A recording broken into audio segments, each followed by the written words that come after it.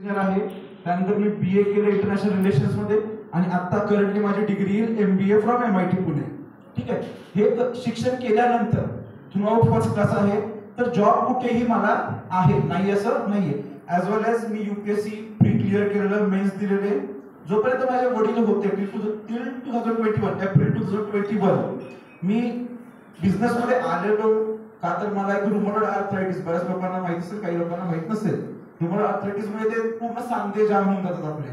तर तशा प्रकारे मी 2 महिने टोटली बेड रेस्टवर, म्हणजे मी सकाळी 4ला जरी उठलो ना, म्हणजे हे बोट आहे ना, मला बोट पण असं हलवता येत नव्हतं, एवढं स्लाइड पण हलवता येत नव्हतं. अशी माझी 2 महिने कंडिशन होती. त्यात मी अभ्यासामध्ये खूप पाठी पडलो. पाठी पडल्यामुळे मग ते ड्रॉबॅक, म्हणजे तो जो बॅकड्रॉप होतो भरून काढणं शक्य नव्हतं UPSCच्या त्या पाईपलाईन मध्ये.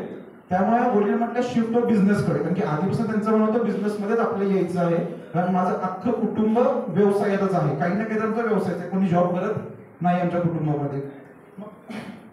मग तेव्हा त्यांनी सांगितलं, मग मी सुरुवात केली. पण तेव्हा मला कसं होतं, मी असं पार्ट टाइम वेस्टेज करायचं, फुल टाइम UPSC प्रिपरेशन चालू होतं, ट्राय करत होतो कोपअप करण्याचं, बट ते मला शेवटपर्यंत शक्य झालं नाही. बट 2021 मध्ये जेव्हा त्याची डेथ झाली, त्यानंतर मला ते एका रात्री म्हणतो ना की जेव्हा वडिलांची छत्रछाया जाते तेव्हा एक मुलगा असतो, तो एक माणूस, परिपक्व माणूस बनतो, एका रात्रीत मॅच्युरिटी येऊन जाते.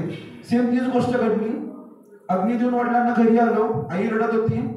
त्या क्षणी फक्त मी आईला एवढंच म्हटलं की जसं माझा बाप गेला या पृथ्वी तलावरनं, तसंच आज जे त्यांनी एवढं मोठं साम्राज्य उभा केलं, साताऱ्याचं त्यांनी एवढं मोठं वटवृक्ष उभा केलं वेस्टीजचं, त्याचं पुढचं पालनपोषण आपल्याला करायचंय.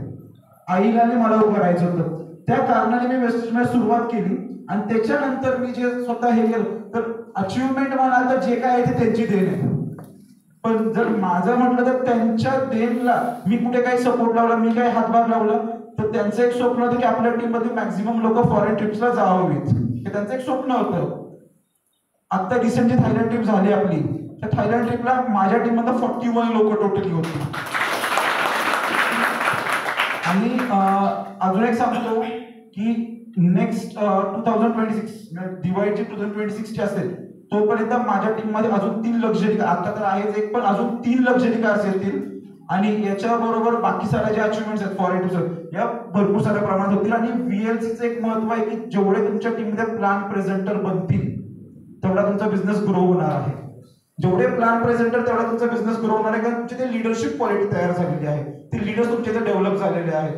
जेवढे तुम्ही तुमच्या टीममध्ये लीडर्स डेव्हलप कराल तेवढा तुमचा बिझनेस ग्रो होणार आहे, कारण तुमचे वर्किंग हँड्स वाढत आहेत. ओके, एवढं सांगतो. थँक्यू.